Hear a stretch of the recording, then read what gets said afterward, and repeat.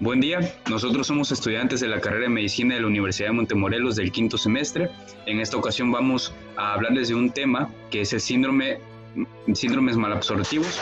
Los integrantes del equipo son Rafael Antonio Petiderazo, Diana Yanira Bello Herrera, su servidor José Alfredo García Méndez y Brigitte Itzayana Caballero Rojas. Vamos a ver tres patologías diferentes. La primera es sobrecrecimiento bacteriano, la segunda es enfermedad celíaca y la tercera es enfermedad de Whipple. Muy bien, para comenzar, iniciaremos con lo que es el sobrecrecimiento bacteriano. El sobrecrecimiento bacteriano se puede decir que es un síndrome caracterizado por una mala absorción y está asociada a un aumento del número de bacterias en el intestino delgado. Las causas de esto también ocurren en la parte proximal del intestino y suele ser estéril, gracias a que hay tres mecanismos que mantienen estéril la parte proximal del intestino, que es la acidez gástrica, el peristaltismo y la liberación de inmunoglobulinas. Las situaciones que hagan fracasar este tipo de mecanismos serán la causa de un sobrecrecimiento bacteriano. Entonces, por ejemplo, tendríamos lo que son las situaciones de hipocloridria, la anemia perniciosa o la gastrectomía, una éstasis intestinal, ya sea por alteraciones anatómicas como la estenosis, Crohn y la enteritis post-radiación, las fístulas, los divertículos o las alteraciones postquirúrgicas, o bien por alteración de la motilidad intestinal como en la esclerodermia, una neuropatía diabética, amiloidosis o hipotiroidismo. También las inmunodeficiencias pueden ser causa de este padecimiento. En cuanto a la epidemiología, está reportado que el 35% de pacientes pediátricos asintomáticos tienen sobrecrecimiento bacteriano e intestino delgado. También se encontró una prevalencia del 91% en niños con dolor abdominal crónico, el 60% en otro estudio, que eso equivale a pacientes mayores asociados a un dolor abdominal. Y un dato también que se encontró es que el 50% aparece esta enfermedad con pacientes de fibrosis quística. En la fisiopatología vamos a tener que el exceso de bacterias consume nutrientes, incluidos hidratos de carbono y la vitamina B12, que es fundamental para nuestro cuerpo, con la consiguiente privación calórica y nuevamente deficiencia de vitamina B12. En cambio, como las bacterias producen ácido fólico, entonces no va a haber deficiencia de la vitamina B9. Las bacterias desconjugan sales biliares, lo que va a provocar un fallo en la formación de micelas, con la consiguiente malabsorción de grasas. La proliferación bacteriana intensa también lesiona lo que son las mucosas intestinales. La malabsorción de grasas y el daño de la mucosa pueden causar diarreas.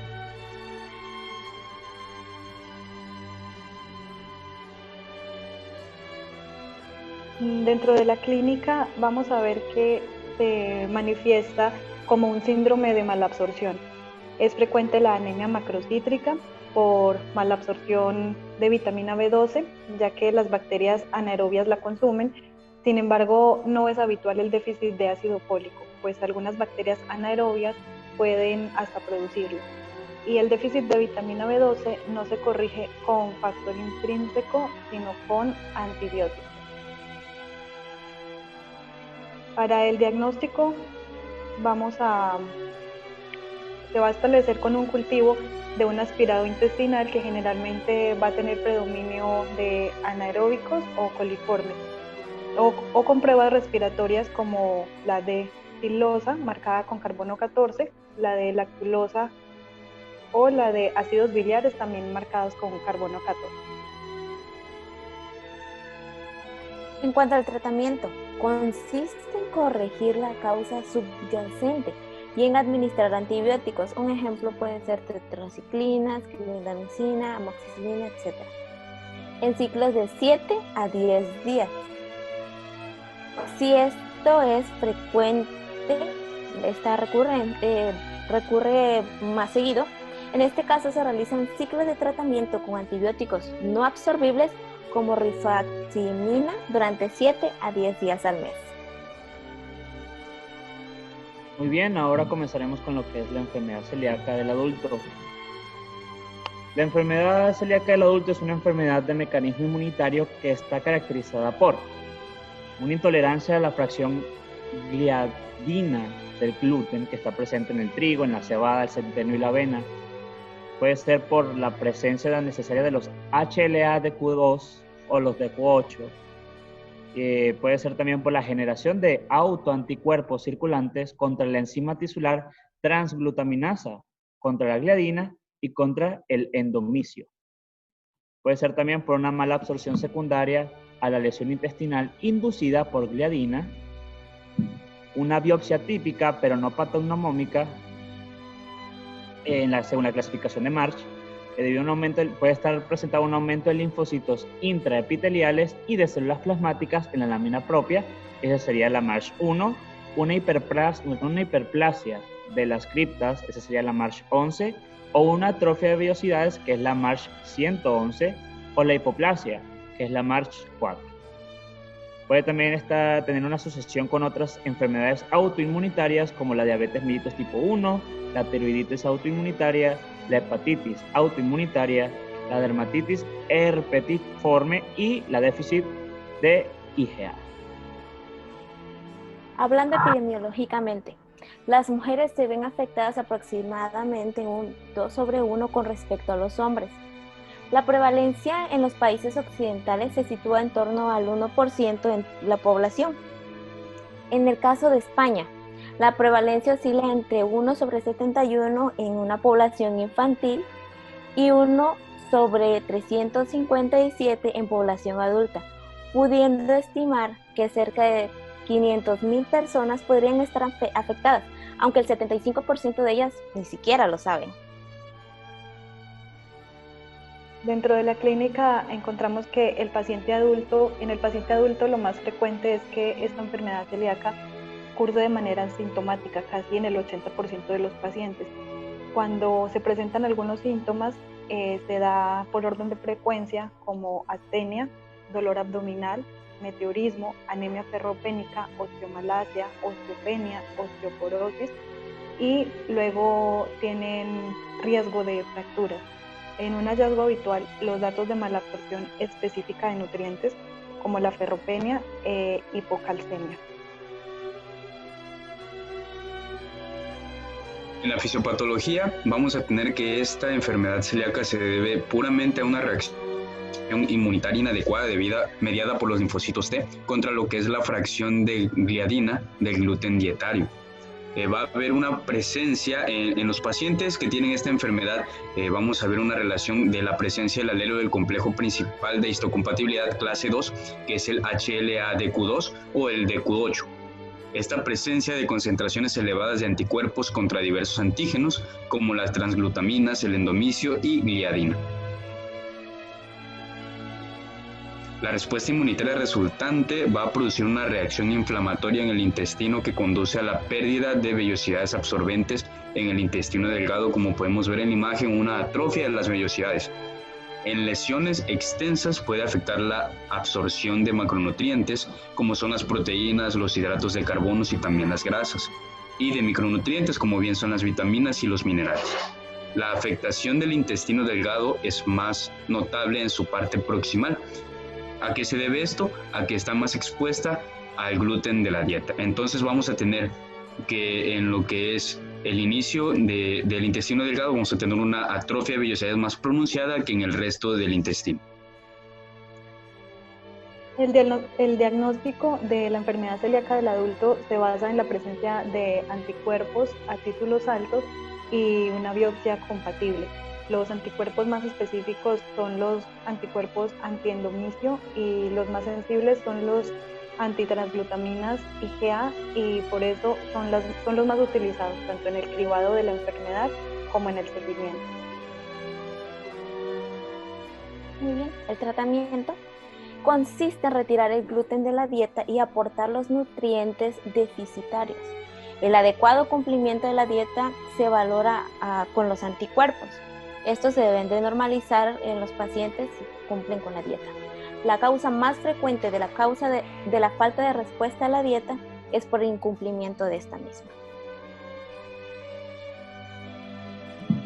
Ya para terminar, hablaremos de lo que es la enfermedad de Whipple.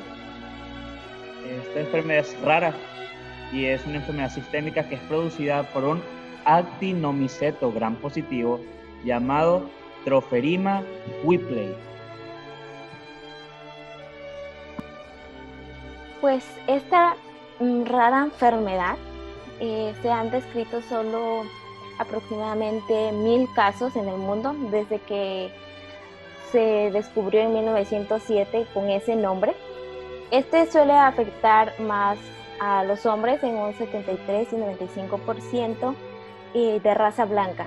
Su mayor incidencia se encuentra entre los 40 o 50 años. Y en nuestro país, hasta el 2008 fue que se presentó, se han expuesto casos desde el 2008 hasta el 2020, 140 pacientes. En la fisiopatología vamos a tener que se basa puramente en lo que es la bacteria que ataca al sistema, que es la Tropherima whipplei, que vamos a tener que es una bacteria en forma de bastón que mide 2 micras de largo y 0.25 a 0.5 micras de diámetro. Presente en estructuras trilaminar, está constituida por peptidoglucano de tipo B, lo que le confiere prácticamente protección. Pertenece al filum Actinobacteria y también a la orden de los actimicetales, dentro del grupo de los actimicetes, de la familia Celomonaceae. Esta bacteria presenta tropismo positivo por las células mieloides, especialmente los macrófagos, y es a estos a los que va a atacar. El principal blanco, como bien ya los habíamos dicho, es los macrófagos intestinales localizados en la región subepitelial a nivel de la lámina propia. ¿Y por qué con estos? Porque estos expresan marcadores CD64+, 68+, fosfatasa ácida, enterasas no específicas y CD33, cosa que otros macrófagos del cuerpo humano no lo tienen. Es por eso que estas bacterias atacan directamente a los del intestino. La bacteria se replica en un patrón básicamente bifásico. La primera fase vamos a tener que un 80% de las bacterias son eliminadas dentro de las primeras 72 horas. Posteriormente van a mantener un crecimiento estable dentro de la célula por un periodo de 30 horas. Para iniciar luego lo que es la segunda fase vamos a tener que es entre el 6º y el 12º día. Es muy importante ver que en la última parte, durante la transcripción, sufre un proceso de glucosilación la bacteria, haciendo que ésta sea menos inmunogénica. Y pues prácticamente esto hará que no sea reconocida por el sistema inmune. En el interior de la célula, la bacteria va a impedir la maduración del fagosoma, al no permitir la liberación del contenido lítico. Al nivel inmunológico, produce alteraciones tanto en la inmunidad celular como también en la inmunidad humoral del hospedador. En la forma clásica existen 2 periodos de presentación de lo que es la bacteria.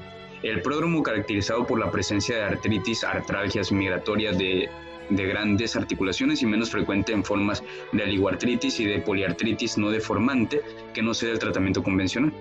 La segunda fase o desarrollo completo se manifiesta por síntomas gastrointestinales como diarrea crónica, pérdida de peso, dolor abdominal, proctorragia, que es el sangrado rectal abundante, y alteraciones asociadas a la mala absorción, además de que el 90% de los casos es posible evidenciar hipoalbuminemia, que se manifiesta en forma de ascitis o edema, y el 95% por déficit de carotenos y en un 75% por anemia ferropénica.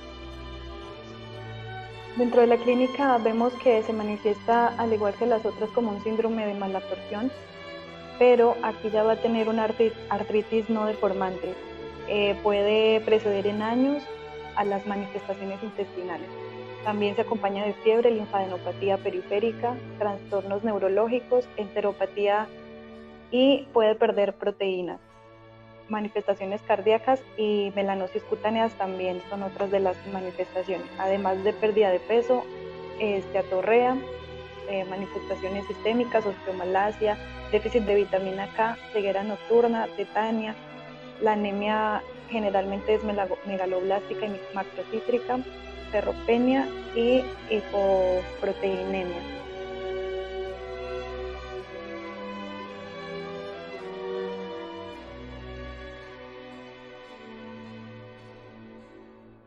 Para el diagnóstico, entonces, lo principal es la biopsia intestinal. y esa nos va a dar ya el diagnóstico definitivo y patognomónico. También aquí se puede ver que hay presencia de macrófagos en la mucosa con gránulos citoplasmáticos Paz positivo y Ziel-Nielsen negativo. Hay que tener en cuenta que una apariencia similar de estos macrófagos se puede ver también en la infección por Mycobacterium avium intracelular, aunque en este caso la tinción de Ziel-Nielsen va a dar positiva. Ese sería el diagnóstico diferencial, que en la enfermedad de Whipple sería el Ziel-Nielsen sería negativo. El tratamiento es una enfermedad fatal, pero normalmente si se da cotrimazol durante un año, nuestros pacientes pueden tener una mayor mejoría.